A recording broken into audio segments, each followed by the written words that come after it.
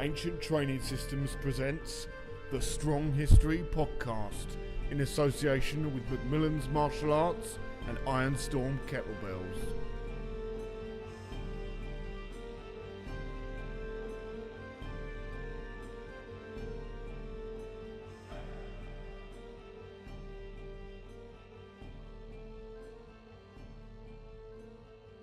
And welcome to the 5th Strong History Podcast. I'm here with the Master and Commander of the Commando Temple, Rob Blair. So hello. How you doing, James? You okay? Yeah, good. Congratulations for getting this set up as well. I know you've been meaning to do this for a while now, and it's excellent that you've actually got yourself squared away. This was a long time coming. This was a couple of years in the making, to be honest. Well, it just makes it even sexier that you've got it sorted now. And speaking of things in the making, let's talk a bit about you first and how this facility came to come about. You're a former Royal Marine Commando. You want to start there? Was that where your strength journey started, I guess? Well, that's all going to be a matter of opinion depending on who you talk to, but all of our journey of strength starts with that one seed, swimming. So if we go, let's say, 16 years to the right hand side, then as a teenager, I really wasn't very competitive at all, at least not in a sporting sense. I used to play badminton at school. I started getting fairly good at that, up to junior county standard at the age of 18, but didn't really have, that was sport-specific strength and conditioning, or fitness.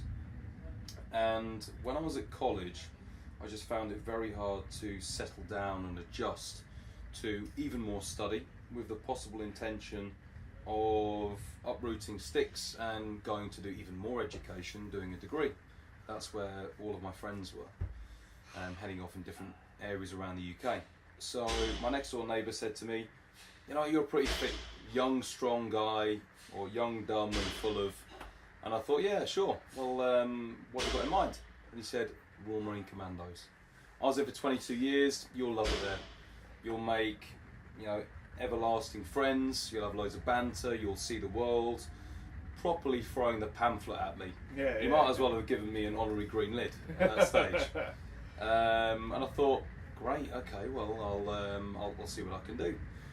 After my 3 days at Commando Training Centre Royal Marines, after kind of getting thrashed and bled dry for that particular period of time, I came back thinking, I really don't want to do this. I really don't want to go back there ever again. It didn't really excite me, it didn't really entice me to want to continue that journey. However, I'd given up on college, and I told all of my friends and family that I was doing it, and actually fear, pride and saving face is a very powerful motivator. So if you've got to cut weight for a competition like I have done recently, you'll do it when you've just spent 6 months training your ass off for fear of you might not make weight and then can't show off your skill. Skill being strength.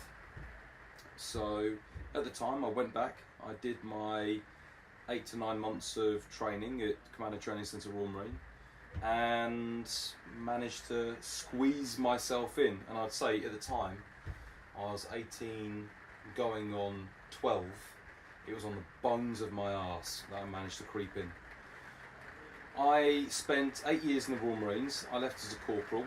After 6 years I found out that I had prolapsed discs in my lower back, and that kind of put paid to the 22-year career that I was going to do there.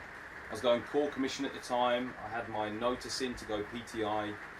I was as fit as fuck in some ways, in the soldiering sense.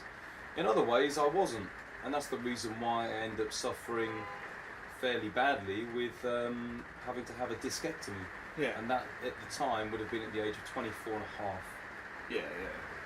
After 8 years of being in the Royal Marines, I left and I started setting myself up as a personal trainer and as a therapist, or soft tissue therapist, and here I am.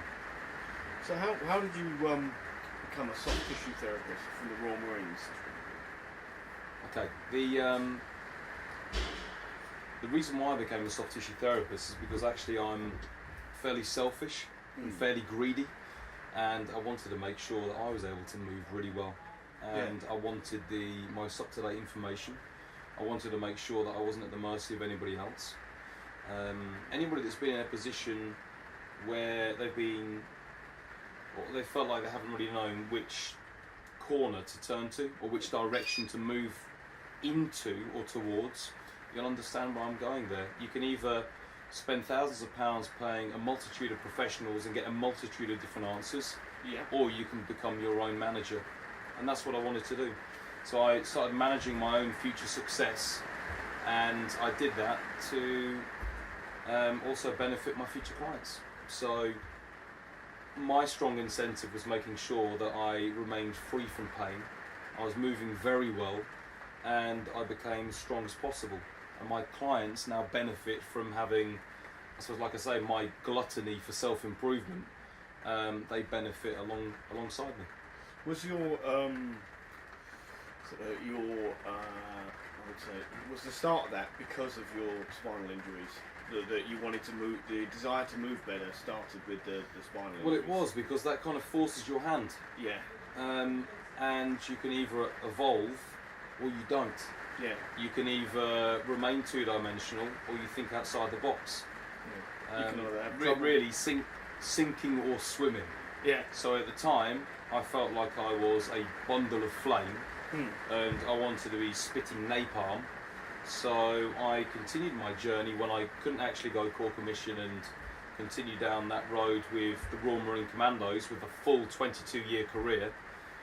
Oh my God, God knows what I would have been like with the 22 years of the Royal Marines. I'm already bad enough, and I only had 8 years in there. And when I mean bad enough, I say that in a very respectful sense, because I loved my career in the Royal Marines. It's just that some people already think that, you know, some of the chat that comes out developed from my brain somewhere, wherever that somewhere is pretty horrible sometimes. And I don't know, it's just, it's my unique personality. Yeah. And you probably got some of that inside banter that only you and other military guys may appreciate. Yeah, understand. People sort of shifting over, what on earth are you saying? And you get better at it the more you practice. Yeah. And I practice a lot. So I've got a lot of people will joke with me that train me all the time that I need to develop a book with all of my Robinisms. And the other day I can't really tell you what one of the Robinisms was, but it just had people stunned of where this information was actually coming from.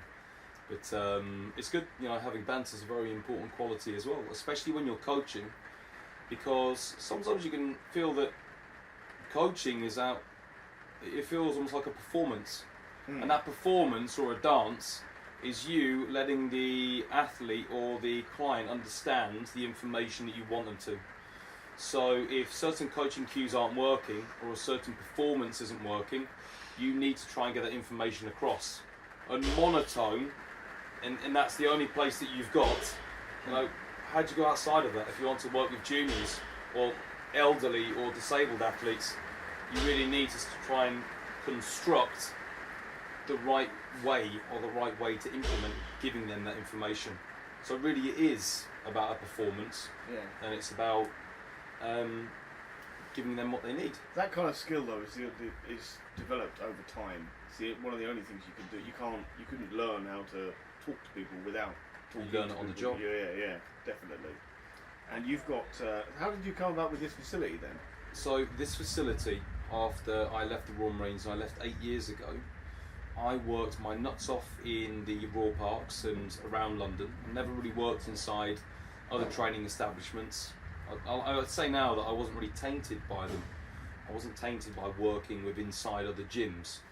Now, I know many good gyms, but 3.5 years ago, when I finally got the keys to this place, what made this place work, as far as I'm concerned, and I suppose some of my peer group would now comment on it being a success, is it's ran by people that love training, love moving really well, love getting really strong.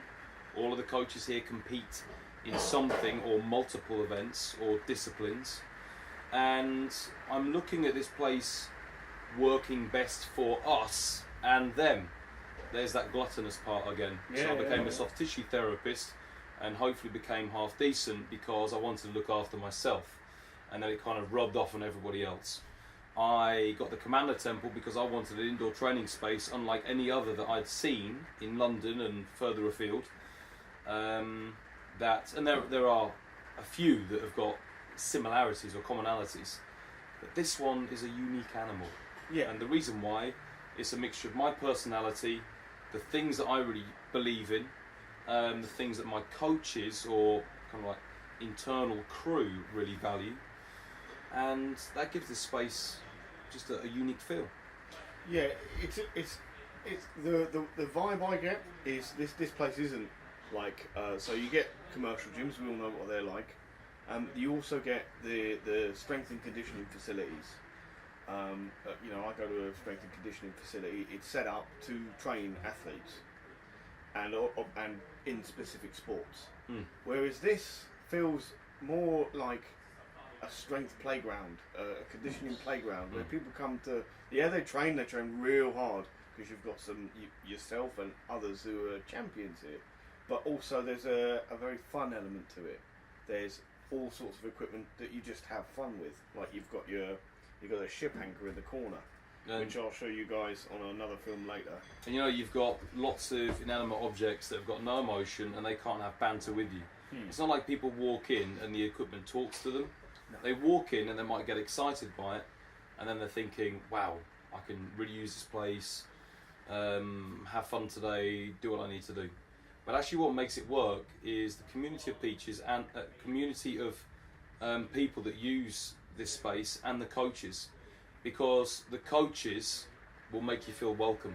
They will encourage you to have fun, and it's one of the prerequisites of actually just making sure you've got longevity in your training. If you don't enjoy what you do, you're never going to become experts or become a champion. You'd have to have ridiculously high motivators from something else, maybe really bad pain, or you're doing it for somebody else. But you know, most of the people that compete, the best ones, are the ones that they just compete because they love it. Yeah, you know, it's their passion. I remember Dave Tate saying, "Passion trumps fucking everything." You know, if you have passion, you will find a way.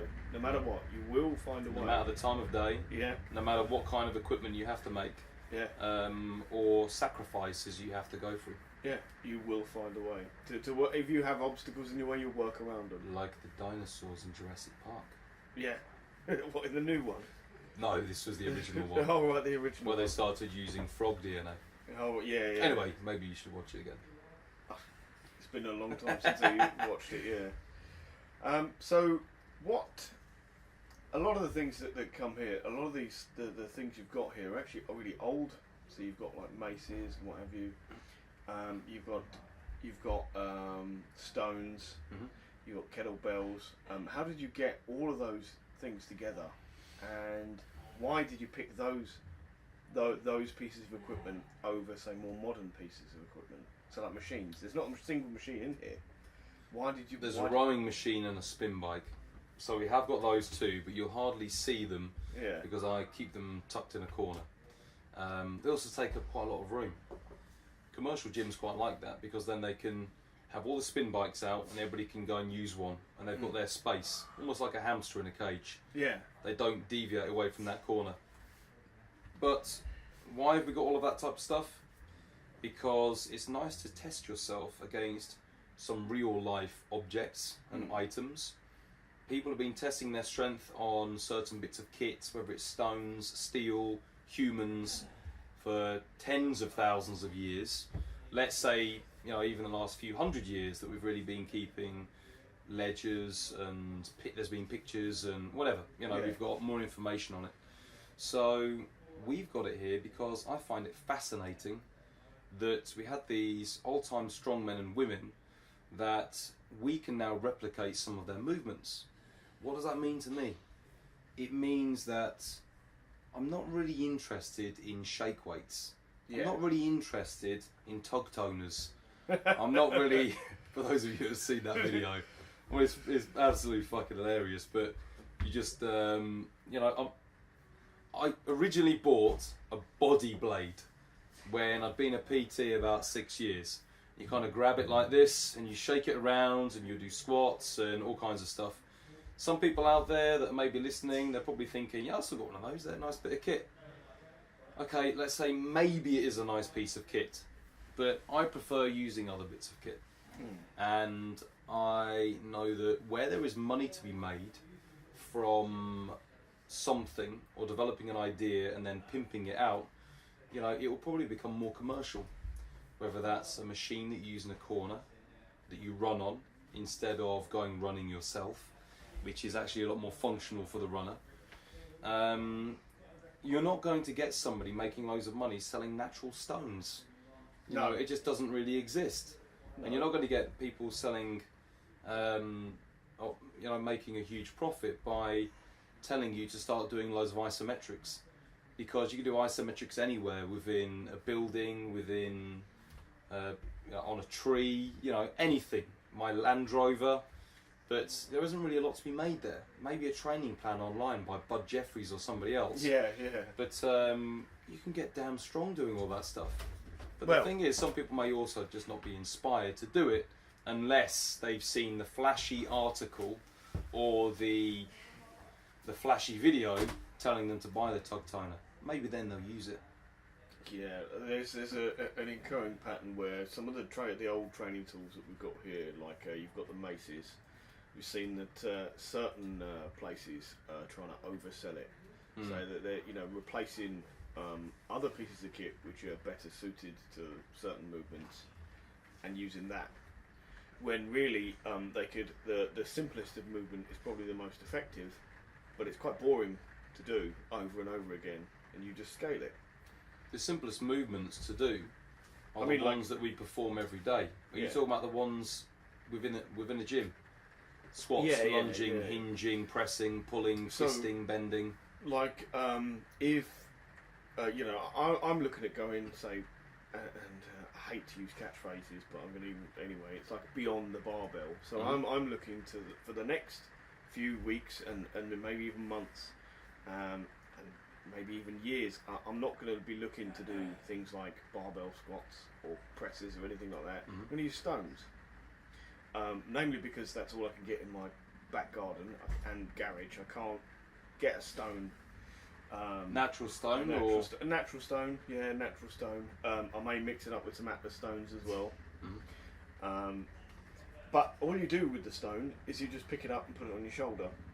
You might change it up and press it as well, but that's it. You don't do anything else. No special movements with the stone, because the process of picking the stone up and picking heavier and heavier stones up progressively will get you really strong. It's not exciting, and it's not, you know, revolutionary, but it doesn't need to be. You say it's not exciting. Well, I find it exciting. I love stones. It is exciting if you find it exciting. Table tennis is exciting for some people. It's not really that exciting for me. Yeah. Yoga gives people hard-ons when they do yoga. For me, certain forms of it might do, but I value it for other people. For myself, maybe it's a good tool, but it just doesn't excite me enough. So we need to find things that we really enjoy. Coming back to what I said before, you know, you need to really enjoy what you do, and you'll never have to try and find extra motivation or morale to perform good movement and to become stronger. And if you don't know what your passion poison is, then, you know, you're kind of just swinging your dick. Yeah. And you do need to spend a bit of time, just sit down and work out what it is. What do you want to become better at? Yeah. If you're in pain, I'll suggest one of the things you need to get better at to start with is getting out of pain. And then when you've kind of worked out with yourself or another professional or whoever it is why you got there, get out of it, then you can start focusing on something else. But pain is the main thing that a person needs to address to start with. Crappy movement, now hopefully you can master that alongside becoming more expert at becoming stronger in something, whatever that something is. Your something is not my something. After pain is diminished. Address pain first. Yeah, well, pain will be an indicator that you're not moving correctly anyway. Well, that's also pain within the brain. Yeah, yeah. So if a person is depressed, repressed, anxious, they're in a shitty job, shitty relationship, you know, they're not getting enough rest, their pains. It's like, oh, that is such a pain. Yeah, address it, sort it out, and you know, you'll be able to move on from there. Now, obviously, some pains are more acute than others that need, or more acutely than others need addressing. So, for example, if you've got a dodgy elbow and you're looking at wanting to compete in powerlifting, that needs addressing very quickly. Otherwise, you ain't going to be going to your comp. Yeah. Whereas if you've got a crappy job and you've got a crappy elbow, you know, the job can kind of get sorted out at a later date. But it's certainly not going to help, because maybe you don't get across to all of your powerlifting meets that you want to, and you can't get all your training sessions in. They're similar but different. You need to work out what your bugbears are. You need to overcome them to actually make yourself a champ. You talked a little. We're going to take a little break just there, and then we'll go back.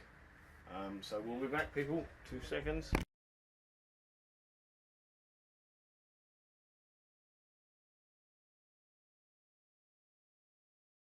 Right, and we are back. So, what I wanted to ask you is something you've mentioned in a few of the videos you've done on the Temple's YouTube page, and it's about training, being more specific with your training, not including things that won't help you.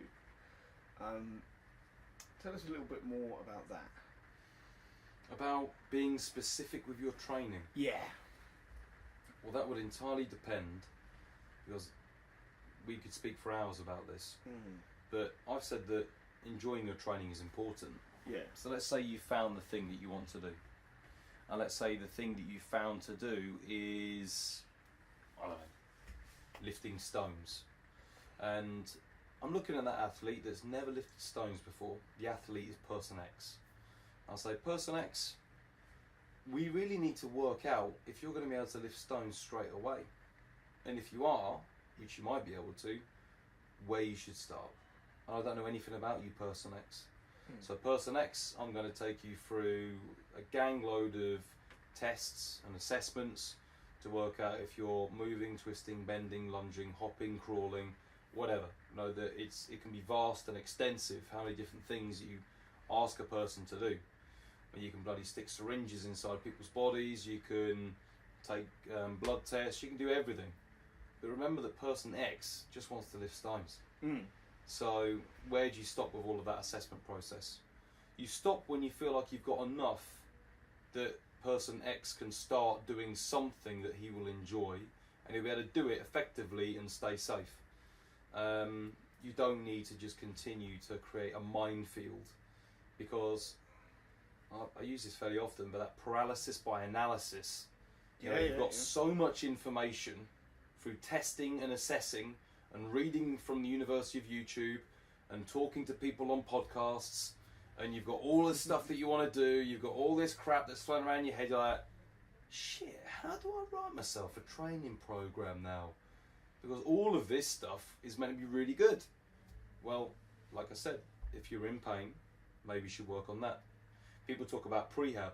If you think there's something that you find when you're assessing or testing, or from previous niggles and injuries, that you really should work on to make sure that person X doesn't get hurt as he starts to stone lift, you should start incorporating that in your plan. Maybe it's improving the mobility around your lower back. Maybe it's improving the stability around your scapula. Whatever it is, you know, that person is unique in their previous history, the thing that they're, or the way they currently present themselves, and what they want to do. There is no other human being like that on earth, as specifically as person X. And the only way you'll know about making something more specific for anybody is if you're testing and assessing them. You know where they've been, you know where they want to go, and then you as the coach can look at all of that and become that investigator and say, here's my jigsaw, I'm going to put it all together like this. I've followed the trail of breadcrumbs and it's going to take us over here. If I need to manage it after that, then you can do, and it can be organic and it can evolve. But that would be where I would start, making something more specific. So would you try and keep the assessment as simple as possible? So just there on there, would they're A, they're not in pain, B, there isn't any previous injuries that might happen, and then can they actually do the thing they want to do? Well, again, it depends, because there is no one size fits all. Yeah. So I know it'd be great to have something like an FMS, and do an FMS, and then just say, great, FMS has given me all the information I need. The truth is, the people that do FMS, they will then have other things bolted onto it that they will go to. The truth is that people that are looking at horoscopes, they don't genuinely think that those 12 horoscopes are going to encompass everybody within the world. Of course they don't. They just look at it because it's just a little bit cheeky. Obviously, I'm talking fucking arse end of FMS. I don't want to put the two of them together. But my testing protocol is based on 8 years of working with a number of different coaches, trainers, therapists, and experts, and I've just tried to poach the best bits that I think are the best bits. And I am biased. I'm biased towards the things that I like and the things that I think will benefit the people I currently work with. Everyone's biased. I mean, absolutely. To say you're completely objective is a false statement. You can't be. I have a certain thing against certain. I don't like certain things, and for them to prove effective, they have to really, really prove it to me. But for other things to prove effective, I pass over the information. I don't mean to do it. I don't want to be biased, but I am, because that's just part of being human. Part of your experiences. And it's entirely based on the things that we enjoy ourselves, the things that we found we need to conform to, based on the people that we see. It's just who we are at the time. It's a representation of what we think is important and what we believe in. Faith is completely different, but my faith in my assessment procedure and the coaches and what we do here is based on results. Results trump everything. And you've I don't changed care it. I don't care how you test and assess somebody. If you're giving them what they need, you've probably done okay. Yeah, it's somewhere in the mix. So, what is that term? It is about statistical analysis. It's where correlation isn't always causation, or it isn't quite tied to causation. But somewhere in the mix, you are doing something consistently correct. So somewhere there's within that correlation there is a causation somewhere, but it might not be what you're stating. So let's look at a study that said that people who eat red meat are more likely to have are more likely to suffer from heart disease. That's really, really a broad statement. But what it did say is that a large number of people who eat a lot of red meat don't do any exercise, and that group is probably more likely to get heart disease. I don't give a shit about that stuff. No, but that's I don't care. That's how people analyse things. Sure, but there are so many different ways of changing the figures. Yes, changing who has taken it, why they've taken it, their interests and their bias. But if somebody comes to you and they say, I want this, you do something that then stimulates them into achieving what they needed. Doesn't matter if they're a bloody meat eater, a vegan, you've got them swinging Indian clubs, you've got them doing ground and pound, whatever it is that you've got them doing, because you as the professional coach, you're the one that's saying use these tools and skills. You still might be able to beat a nail into a plank of wood with a wrench. Yeah. It's just you don't really want to. Yeah. It just might take you a little bit longer. And it's the same with training tools. Maybe use a barbell, maybe use a kettlebell, maybe use whatever it is. Which one's the best? Well, that'll be based on a number of different things, but you as the coach, you decide. As long as you're not hurting your clients, as long as what you're doing isn't grossly negligent, and you're basically just not being a twat, then you should be fine.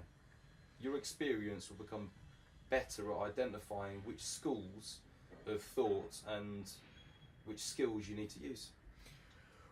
Okay, well, we're going to wrap it up there. Where can people find you and the Temple Rob? they'll find me in Deptford Yeah. predominantly, but we're all over the place now. So if people want to locate us on social media, they can do. They can just hook up with the Commando Temple. We've got a Facebook page. You'll probably see my ugly mug on there somewhere as well. You won't recognise me though, because my profile picture is covered in war paint. You will be able to find us at bestronger.co.uk.